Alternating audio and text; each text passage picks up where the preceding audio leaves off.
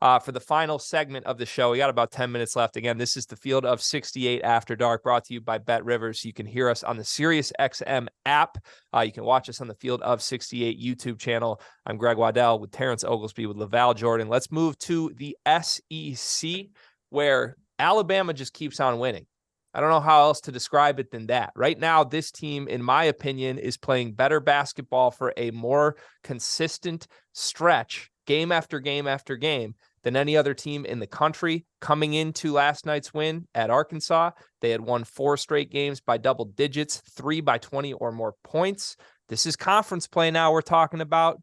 I mean, they've gone on the road to Mississippi State. They've gone on the road at Arkansas, and they're not having too much trouble. That game was a back-and-forth game, but final 8 minutes, Alabama really asserted themselves. And when you've got Brandon Miller, sometimes it's easy to assert yourself. Right, T.O.?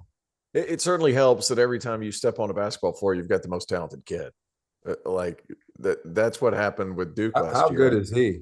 Oh, he's unbelievable. Brandon Miller. How good is Brandon Miller? My goodness. He's incredible. He's incredible. He looks, now not the same type of game, because this guy that I'm about to mention was a much different player and more of a passer and more of a pure point, but body type, man, he looks like Penny looked. He looks just like Penny looked. Broad shoulders, skinny legs, like he looks like him, and he is really talented. He said he wanted to be in Indiana Pacers Paul George. I was like, I can't find a hole. That's what that was my comp for him. Like he plays like Paul George. He does. He does. It smooth stroke. Like anytime you have the best player on the floor, it helps things. Look at Paolo last year.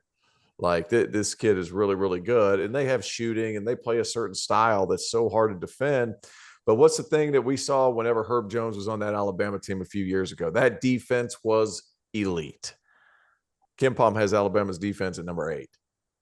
They are back to being elite. They have their offense at 16th. They're back to being elite. I don't see them losing for a while. They do have Tennessee in Knoxville in February 15th, but that's a long way away. Now, all of that being said, because of their style of play, they're going to be prone to an off night. It's just going to happen. They're going to be prone to an off night. But that defense, because it's been so good, has been able to carry them when that happens. I'm a little iffy on Arkansas because there's a lot of injuries and there seems to be a lot going on with that program. So do they have the talent to be really good? I think the Trayvon Brazile injury was a huge one because it got rid of their an elite rim protector, an elite floor spacing big that could really do some special things. That really hurt them. But I wonder how that Arkansas team is going to continue to develop. Are they going to be able to continue to develop with all these injuries? But Alabama, ooh, buddy. That's all I can say about them. Ooh, buddy. I'm not iffy on Tennessee. No. Teams to be iffy on Alabama and Tennessee. Like, there's no if. Like those two, and their defense is better than Alabama's. I mean, they are just scrappy, tough. I mean, they're huge, LaVall. LaVall, they're huge. You watch them, and it's like there's no space when you watch them. You know, it's hard to find gaps, and they're phenomenal defensively, and they figured some things out on offense. You know, but they just kind of find a way. And sometimes the hardest teams to scout are when you don't have a Brandon Miller.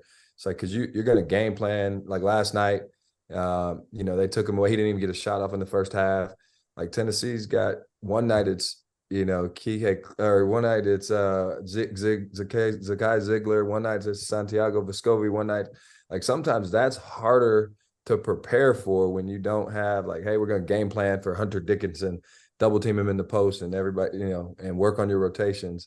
Like you don't know which guy's going to be on which night with Tennessee's offense, but their defense is going to show up every single night, and you got to play against. You got to face that and try to find a way to crack the code.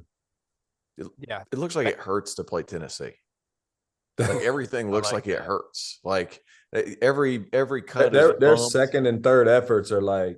I mean, if you get past a guy, and it's like it's physical and it's fast in terms of recovery. Euros Plavsic will take your head off, and then act like he didn't do anything.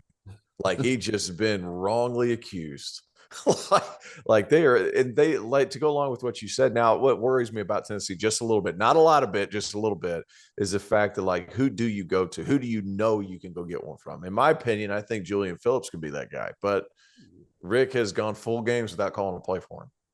So it's like, that's a good thing. That's a bad thing that you have so many different guys. But shout out to my man, David Bentley, because he's in the chat and he coached both Talon at Minnesota, who made that big one, and he coached Julian. So I want to make sure that he gets his credit because he's blowing my cell phone up right now. I think I have 5 text messages from Bentley saying, hey man, give me a little credit. I got you, Bentley. Don't you worry. Hey, shout him out, Tio. I love it. All right. From the 2 we just talked about quickly, you got to pick one. Who wins the SEC, Alabama or Tennessee? Tio? Oh, I'm going Volunteers. I'm going Rocky Top. That defense travels, baby, and it hurts. Like, and they're really deep too. Like Tyreek Key he was a nice addition, an underrated addition. Yeah. Indiana State transfer. Like Yeah, he has he's some tough. games.